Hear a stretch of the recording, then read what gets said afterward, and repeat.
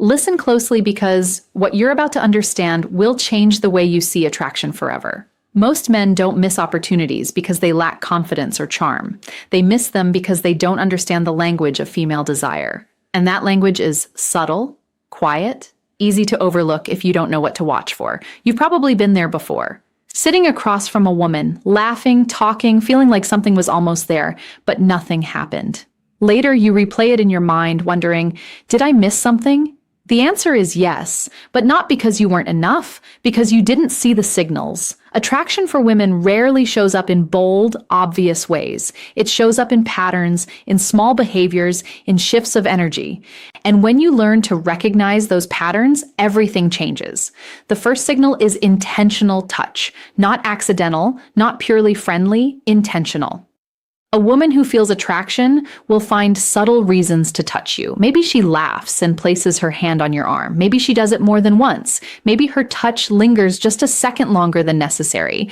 That extra second matters because when attraction is present, the brain seeks closeness. Touch becomes a way to test connection. Her body is asking, is this safe? Is this welcomed? Is there something here?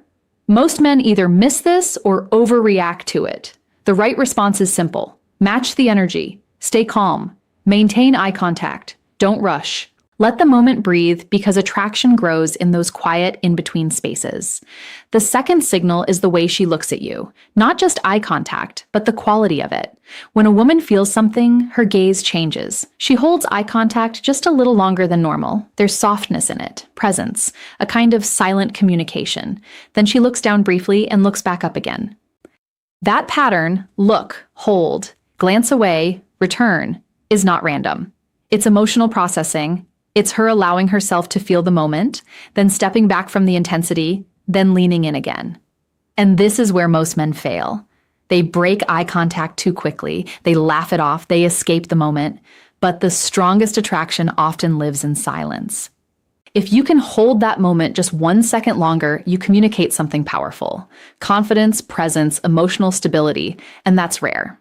The third signal is the one almost no one recognizes.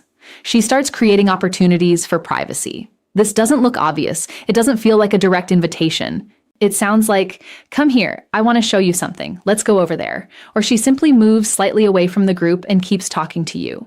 On the surface, it feels casual, but it's not.